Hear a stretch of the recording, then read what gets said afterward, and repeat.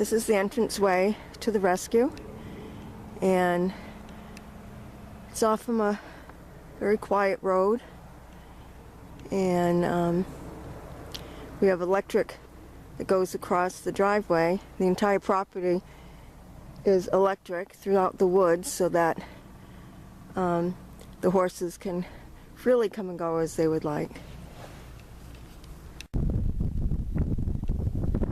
And this is the front section where we put out round bales for the horses in the front. And as you can see, they're all peacefully eating.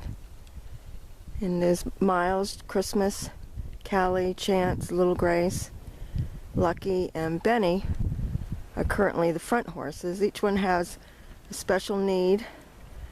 So we keep them up here for trust issues or for medication, or if Benny needs some extra calories and Lucky needs hay stretchers. So this is a good place where they can just roam freely in the front of the property.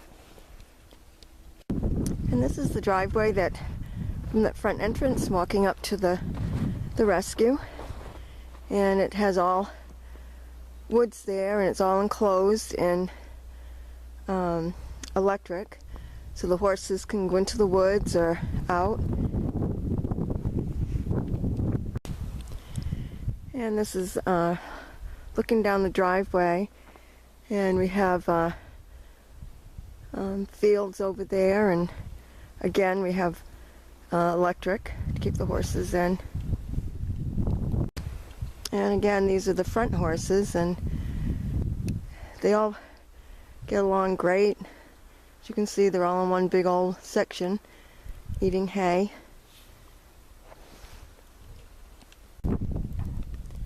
And this is walking up to my home, and we have fencing around the house just as a barrier. The horses all have freedom to walk all over this section, and there's a gate there, and there are times that with a couple of horses that need extra food, I'll open the gate, they'll come in and enjoy just some special buckets of special food just for themselves.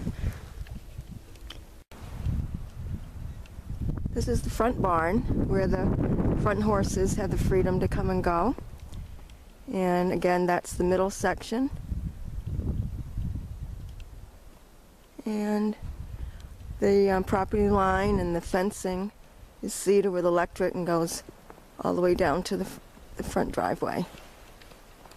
And I'm actually standing at the back of the front barn, and so they have this whole area to walk in, and we keep some shavings there. Up overhead is where we can store square bales and also shavings. And we have one stall there that with the door to put a horse in. They need some extra attention. That stall is for the middle section, so when a new horse comes, that's where they come into. So they get to see the front horses, but they remain safe in here. This is the middle section of the rescue, and when there's a new horse that comes in, we put him in this area so we sit with them quietly and they get to know us and trust us. That right there is the back barn for the back horses. And this again is the middle section for any new horse. They have a little shelter there outside if they need to be able to go out, and also in the front barn they have their own stall. And then they have this section here, and there's a gate right there that we can open, and there's another area where they can walk into the woods. And this is the back section of the rescue, and where the back horses are. We have a round pen out there, and this here is the front barn. And as you can see, they can just come in here, and they have the freedom to come and go in this barn. And this is the other half of the back barn. And it's like a maze. They can come in, they can go around so nobody gets trapped here.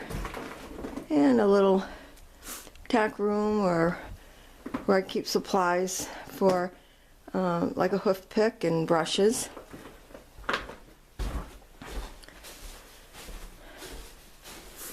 And this is a nice spot back here for the horses. And then they go all around, and then they also have this stall right here. This is a little building that is on the property in the back. It's borders the woods and the back barn. That's all electric there, bordering those trees. And this building we can use for storing hay. There's that opening that's closed off now. If we have a new horse that comes to the back that's being introduced, they have a spot to get in for shelter if there's a reason that the horses that are already established herd doesn't want them in the front barn. So we always want to make sure any horse that comes here has a spot that they feel safe. And this here is a box car, and that's where we store square bales, and it's right next to the holding area that's with electric, and for our round bales. And this is our round pen in the back pasture, and we actually keep it pretty close to where the horses eat, because I think the worst thing is to bring a horse away from their herd to do training or playtime. So it just makes this very convenient to have this right in the middle of everything, so everybody feels like they're still part of things. And I'm standing at the back of the back pasture where the back horses are, and they have a pretty nice size area, and it's all surrounded with electric. And then a little bit, those are the back horses. So this is a section that we keep open for them. And then we come around and we have woods, and then another gate. This gate goes to a back pasture, and we have a lot of plans for what we'd like to do back here. And this is the pasture further back that goes all the way to a tree line and then even further into the woods. And our goal is to put up cedar posts all the way around the tree line, and then in the back into the woods for shade. And we'd like to put some three-sided shelters up so that once the horses come back here, especially in the summer, they can enjoy staying back here with shelters to get in from any bugs that may be bothering them. And I'm actually in the back pasture, and there's woods right here that the horses can walk into, and that right there is the gate, which goes to the horses in the back. So for right now, they're closed off to that section, and we would our goal is to open this huge back section up, put some shelters here, and they'll have all this room here to run and enjoy just being horses. And this is actually in the corner of the front pasture, right by the woods.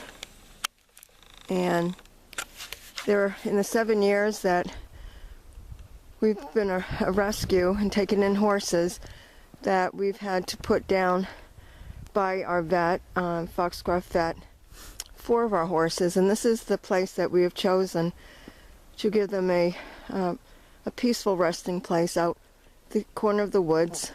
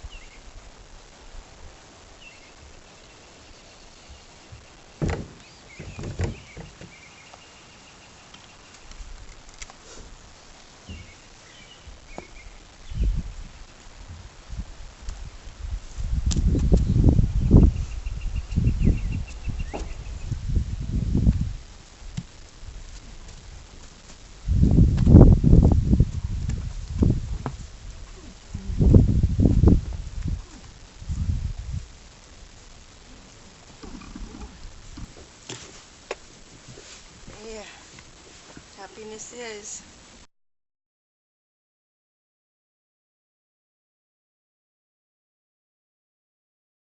Last molar tooth on the left, and you can see there's some lucency down in here where it's getting a little darker. On another image, you'll see a kind of like a big dark circle associated with that tooth, which would tell us that that area is infected. And that may even be leading to why this portion in here, along that opening, the gap in her surgical site.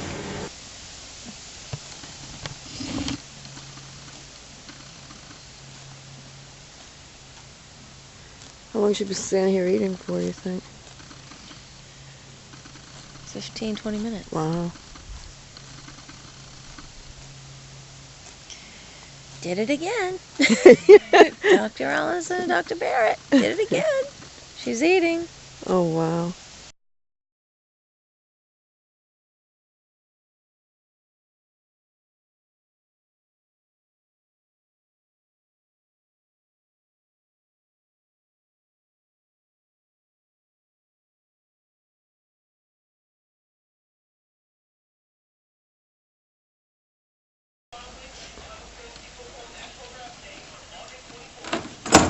Hey, sweetheart. I know. It feels good to eat, doesn't it? Feels good to eat. In your sling that's working out beautifully. It feels good. What you doing, buddy? You just so happy you can't take it? There he is. New beginning for you. Wow! This is Benny. It's a significant difference. As is, like, it's not even actually, you can't appreciate it unless you were actually here.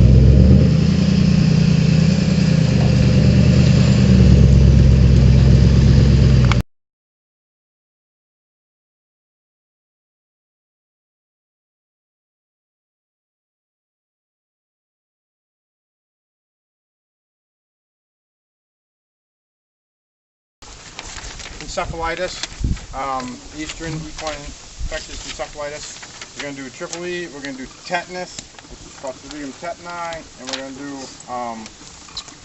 Western also. We're going to do Joyce talk, quiz, and then vaccinate. Did you bring stuff to deworm, Jerry, or not? Or? Okay, and everybody's going to deworm. So you're going to deworm, vaccinate, and draw blood on a horse. And we got, how many did you say? 16. 16. How many spoons we got? 15. You're in business. I think one of them, if there are any, Joyce will help us if there's any of them that needs a little. That's Milo's your. And then we got one I'm going to do an eye surgery on. We got one I'm going to castrate. Yes. Where's your little castration? He's right in the barn waiting for you. Right, so we got a little mini that we're going to castrate Yep. too. So.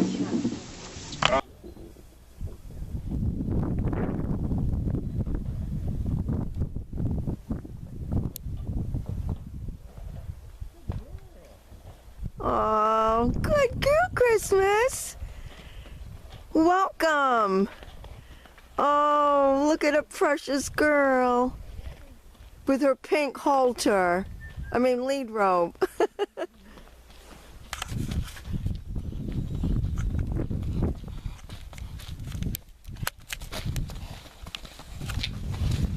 It's Christmas. There's Christmas. Welcome to us.